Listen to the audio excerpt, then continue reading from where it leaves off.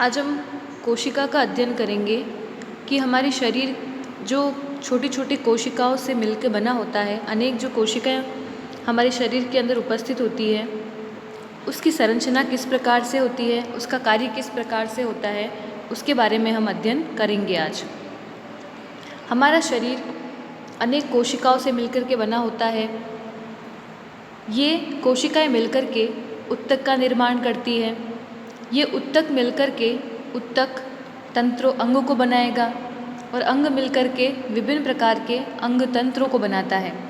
विभिन्न प्रकार के अंग जैसे हृदय, वृक्क, फेफड़े आदि अंग होते हैं और विभिन्न प्रकार के अंग तंत्र का निर्माण करता है। अंग तंत्र जैसे हम पाचन तंत्र पढ़ते हैं और उत्सर्जन तंत्र पढ़ते हैं। इस प्रकार से विभिन्न प्रकार के तंत्रों का निर्माण करते हैं। तो जो आधारभूत संरचना होती है वो कोशिका होती है।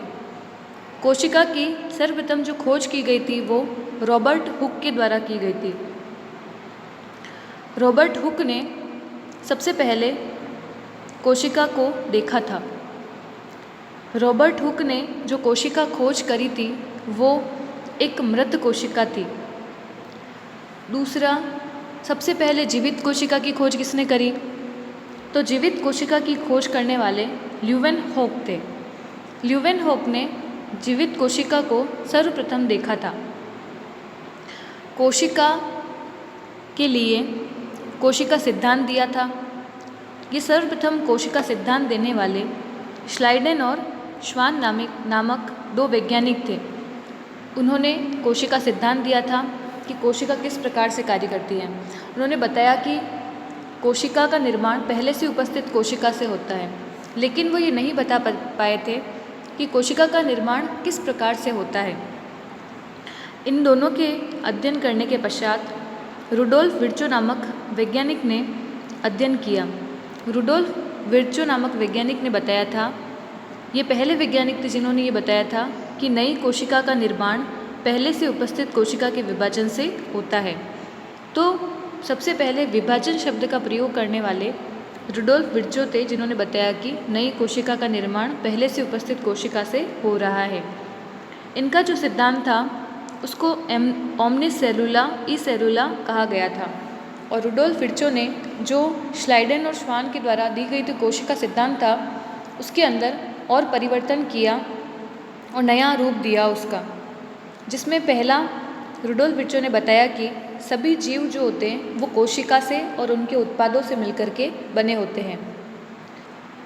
उन्होंने बताया कि नई कोशिका का निर्माण पूर्ववर्ती कोशिका के विभाजन से होता है। श्लाइडेन और श्वान ने कहीं पर भी विभाजन शब्द का प्रयोग नहीं किया था। कोशिका सजीव शरीर की रचनात्मक और क्रियात्मक इकाई होती है, ये उन्होंने बताया था। कोशिका में जीव के आनुवांशिक गुण निहित होते हैं। इसका अर्थ ये होता है कि जितने भी आनुवांशिक लक्षण जो एक पैतृक से उसकी संतति के अंदर स्थानांतरित हो रहे हैं वो एक कोशिका के द्वारा ही होते हैं। कोशिका ही उनको ले जाने का कार्य करती है। तो इस प्रकार से एक कोशिका के प्रमुख आधारीय लक्षणों का हमने अध्ययन किया कि किसने उनकी खोज करी थी, सबसे पहले किसने देखा था और कोशिका का सिद्धांत किसने दिया था। अब हमें पादप कोशिका, जंतु कोशिका, प्रोकैरियोटिक कोशिका, इन तीनों कोशिकाओं का अध्ययन करना है। हमें ज्ञात होना चाहिए कि हमारे पास सिर्फ दो प्रकार की कोशिका उपस्थित होती है। पहली प्रोकैरियोटिक कोशिका होती है और दूसरी यूकैरियोटिक कोशिका होती है। तो हम जानेंगे कि प्रोकैरियोटिक कोशिकाएं कौन कौन सी है और यूकैरियोटिक कोशिकाएं कौन कौन सी होती हैं। पादप कोशिका, जंतु कोशिका में अंतर क्या होता है, प्रोकैरियोटिक और यूकैरियोटिक कोशिका में अंतर क्या होता है, तो इन सभी बातों का अध्ययन हमें करना है। अब हम एक प्रोकैरियोटिक कोशिका की संरचना का अध्ययन करते हैं। प्रोकैरियोटिक कोशिकाओं के अंदर जीवाणु की कोशिका, साइनोबैक्टीरिया और माइकोप्लाज्मा, इन सभी को शामिल किया गया है। प्रोकैरियोटिक कोशिका की संरचना किस प्रकार से होती है इसका हम अध्ययन करते हैं। प्रोकैरियोटिक कोशिका में सबसे बाहर एक आवरण पाया जाता है जिसे कैप्सूल का आवरण कहा जाता है। यह सभी जीवों के अंदर अलग अलग संरचनाओं का उपस्थित होता है। यह कैप्सूल का जो आवरण होता है, ये कैप्सूल का जो कठोर आवरण होता है, वो जीवाणुओं के शरीर की रक्षा करने का कार्य करता है। तो इस तरह से कैप्सूल सबसे बाहरी परत है जो सुरक्षा प्रदान कर रही है, प्रोकैरियोटिक कोशिका को सुरक्षा प्रदान करने का काम करता है। प्रोकैरियोटिक कोशिका में दूसरी जो परत होती है वो कोशिका भित्ति होती है। दूसरे नंबर की जो परत होगी वो कोशिका भित्ति होगी, जो प्रोकैरियोटिक कोशिका को निश्चित आकार प्रदान करने का कार्य करती है।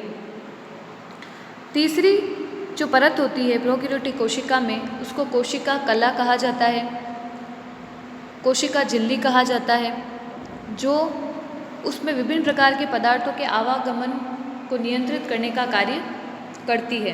तो इस तरह से 3 प्रकार की परतें प्रोकैरियोटिक कोशिका के अंदर उपस्थित होती है।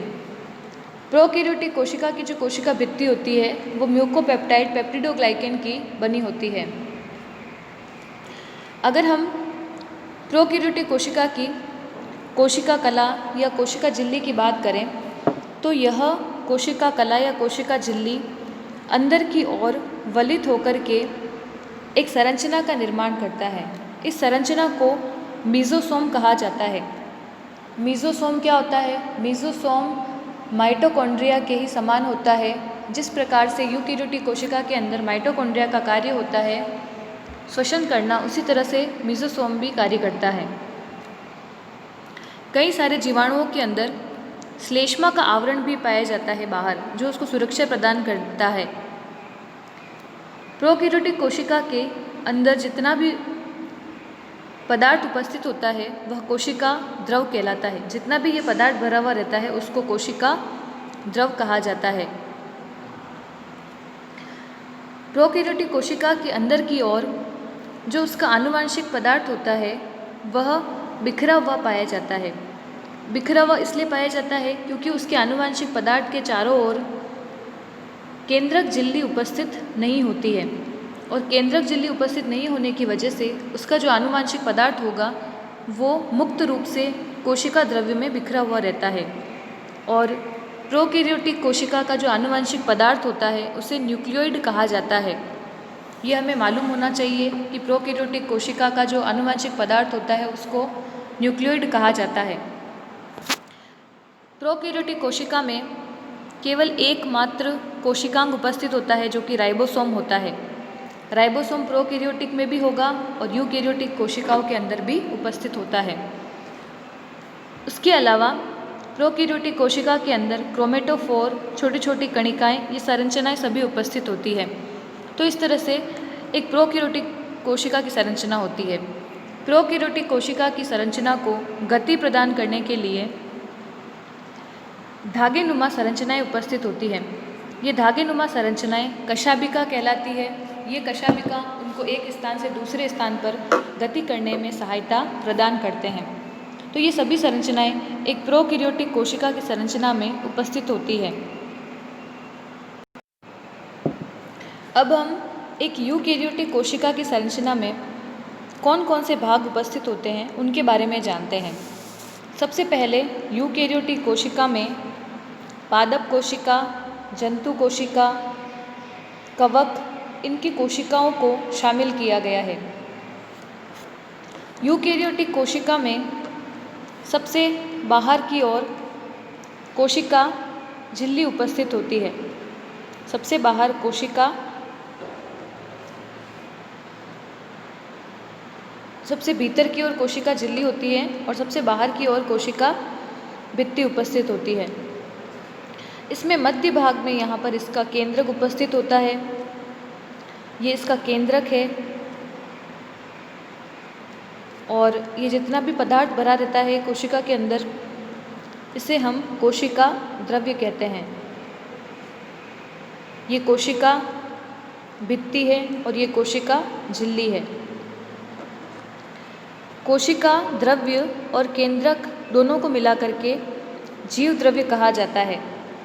कोशिका द्रव्य और केंद्रक इन दोनों को मिला करके जीव द्रव्य कहा जाता है। यदि जीव द्रव्य में कोशिका झिल्ली को भी शामिल कर लिया जाता है तो यह मिलकर के जीव द्रव्य का निर्माण करता है। तो इस तरह से इसकी संरचना होती है। हम वापस देखते हैं इसकी संरचना को। ये केंद्रक है, ये संरचना केंद्रक होती है। ये इसके बाहर जितना भी आनुवंशिक पदार्थ उपस्थित होता है ये कोशिका द्रव्य कहलाता है। कोशिका द्रव्य और केंद्रक को सम्मिलित रूप से जीव द्रव्य कहा जाता है। जब इसके अंदर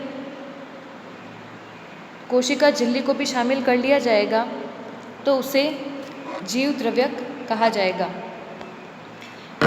ये जो कोशिका द्रव्य उपस्थित होता है, इस कोशिका द्रव्य में अनेक कोशिकांग उपस्थित होते हैं जो कोशिका को कार्य करने में सहायता प्रदान करते हैं। तो इस तरह से सबसे बाहर तो कोशिका भित्ति उपस्थित होती है। कोशिका भित्ति 3 परतों से मिलकर बनी होती है, जिसमें पहला मध्य पटलिका, दूसरा प्राथमिक भित्ति और तीसरा द्वितीयक भित्ति होता है। यूकेरियोटिक कोशिका में रिक्तिका भी पाई जाती है। ये रिक्तिकाएं विभिन्न प्रकार के परासरण को बनाए रखने में सहायता प्रदान करती है। फिर उसमें जीव द्रव्य उपस्थित होता है। कोशिका झिल्ली और जीव द्रव्य में विभाजित होता है। ये कोशिका झिल्ली है, कोशिका झिल्ली, और ये इसमें जितना हुआ शामिल होता है इसे जीव द्रव्य कहा जाता है। और इन दोनों को सम्मिलित रूप से जीव द्रव्य कहा जाता है। कोशिका झिल्ली को और जितना भी ये कोशिका जीव द्रव्य भरा रहता है इसको जीव द्रव्य कहा जाता है। ये जो जीव द्रव्य, ये संपूर्ण जो जीव द्रव्य उपस्थित होता है इसमें 2 चीज़ें आती हैं। पहला तो इसके अंदर कोशिका द्रव्य को रखा गया है और दूसरा इसके अंदर केंद्रक को रखा गया है। ये जो बीच में केंद्रक होता है उस केंद्रक को रखा गया है। तो 2 चीज़ों को शामिल किया जाता है। पहला तो कोशिका झिल्ली हो जाएगी और दूसरा कोशिका द्रव्य हो जाएगा। ये कोशिका द्रव्य है सभी, और ये जो है वो कोशिका केंद्रक होता है, केंद्रक उपस्थित होता है। तो इस तरह से संरचना उपस्थित होती है। कोशिका द्रव्य में कौन कौन से कोशिकांग पाए जाते हैं? हमने जिस कोशिका द्रव्य की बात करी ये केंद्रक हो जाएगा, और ये सभी जो उपस्थित है वो कोशिका द्रव्य। इस कोशिका द्रव्य में कौन कौन से कोशिकांग उपस्थित होते हैं उनकी बात करते हैं। तो कोशिकांग के अंदर 3 तरह के कोशिकांग उपस्थित होते हैं। पहला दोहरी झिल्ली वाले, जिसमें माइटोकॉन्ड्रिया और कवक हरित लवकों को शामिल किया गया है। दूसरा एक झिल्ली वाले, जिसमें गोल्जिकाई, अंतःप्रद्रवी जालिका, लाइसोसोम, स्फीरोसोम, पेरोक्सिसोम, ग्लाइऑक्सिसोम, माइक्रोट्यूबुल, इन सभी को एक झिल्ली में शामिल किया गया। इन सभी के बाहर एक झिल्ली उपस्थित होती है। और ऐसा कोशिकांग कौन सा होता है जिसमें झिल्ली उपस्थित ही नहीं होती? तो वो राइबोसोम होता है और दूसरा तारककाय होता है। कोशिका के अंदर अनेक प्रकार के संचित पदार्थ भी पाए जाते हैं। अनेक संचित पदार्थ होते हैं, कार्बोहाइड्रेट, प्रोटीन, वसा, लिपिड का मतलब होता है वसा। कोशिका विभिन्न प्रकार के एंजाइमों का, विटामिन का, इनका भी निर्माण करती है। तो इसका अर्थ कोशिका में स्रावी पदार्थ भी उपस्थित होते हैं। तीसरा उत्सर्जी पदार्थ होते हैं। उत्सर्जी पदार्थों के अंदर जैसे एल्केलॉइड्स, टेनिन, तेल, रबड़, ये सभी चीज़ें जो होती है वो उत्सर्जी पदार्थ होते हैं यूकेरियोटिक कोशिका के। उसके बाद हम अगर केंद्रक की बात करें, ये कोशिका के अंदर जो केंद्रक उपस्थित होता है उस केंद्रक की बात अगर हम करें, अगर ये इस तरह से केंद्रक उपस्थित होता है, ये केंद्रक उपस्थित होता है। केंद्रक में कौन कौन सी चीज़ें उपस्थित होती है? केंद्रक में सबसे बाहर तो ये केंद्रक झिल्ली उपस्थित होती है और उसके पश्चात उसके अंदर एक केंद्रिका उपस्थित होती है। और गुणसूत्र उपस्थित होते हैं। गुणसूत्र जो होते हैं वो इस तरह से संरचना होती है गुणसूत्रों की, जो कि केंद्रक में उपस्थित होते हैं। तो इस तरह से इनका कार्य होता है।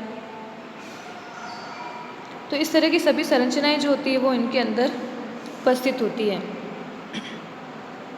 ये एक यूकेरियोटिक कोशिका की संरचना के बारे में होता है कि इनके अंदर ये सभी प्रकार की संरचनाएं उपस्थित होती है। अब हम यूकेरियोटिक कोशिका के अंदर आने वाले पादप कोशिका, जंतु कोशिका की संरचना का अध्ययन करेंगे।